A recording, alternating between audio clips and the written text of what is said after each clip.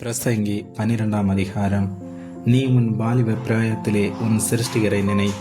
தீங்கு நாட்கள் வராததற்கு முன்னும் எனக்கு பிரியமானவைகள் அல்ல என்று நீ சொல்லும் வருஷங்கள் சேராததற்கு முன்னும் சூரியனும் வெளிச்சமும் சந்திரனும் நட்சத்திரங்களும் அந்தகாரப்படாததற்கு முன்னும் மழைக்கு பின் மேகங்கள் திரும்ப திரும்ப வராததற்கு முன்னும் வீட்டு காவலாளிகள் தள்ளாடி பலசாலிகள் கூனிப்போய் எந்திரம் அரைக்கிறவர்கள் கொஞ்சமானதினால் ஓய்ந்து பலகணி வழியாய் பார்க்கிறவர்கள் இருண்டு போகிறதற்கு முன்னும் எந்திர சத்தம் தாழ்ந்ததினால் தெருவாசலின் கதவுகள் அடைபட்டு குருவியின் சத்தத்துக்கும் எழுந்திருக்க வேண்டியதாகி கீத வாத்திய கன்னிகைகளெல்லாம் அடங்கி போகாததற்கு முன்னும் மேட்டுக்காக அச்சமுண்டாகி வழியிலே பயங்கள் தோன்றி வாதுமை மரம் பூ பூத்து வெட்டுக்கிளியும் பாரமாகி பசி தீவனமும் அற்று போகாததற்கு முன்னும் மனுஷன் தன் நித்திய வீட்டுக்கு போகிறதினாலே துக்கம் கொண்டாடுகிறவர்கள் வீதியிலே தெரியாததற்கு முன்னும் வெள்ளி கயிறு கட்டுவிட்டு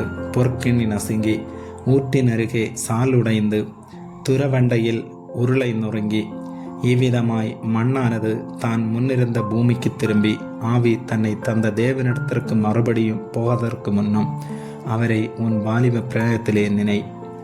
மாயை மாயை எல்லாம் மாயை என்று பிரசங்கி சொல்லுகிறான். மேலும் பிரசங்கி ஞானவனாய் இருந்தபடியால் அவன் ஜனத்துக்கு அறிவை போதித்து கவனமாய் கேட்டு ஆராய்ந்து அநேகம் நீதிமொழிகளை சேர்த்து எழுதினான். இதமான வார்த்தைகளை கண்டுபிடிக்க பிரசங்கி வகை தேடினான். எழுதின வாக்கியங்கள் செவ்வையும் சத்தியவுமானவைகள்.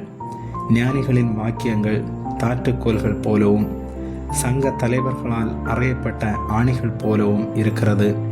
அவைகள் ஒரே மெய்ப்பனால் அளிக்கப்பட்டது.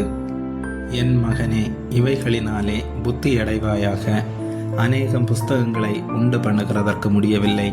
அதிக படிப்பு உடலுக்கு இளைப்பு. காரியத்தின் கடைத்தொகையை கேட்போமாக.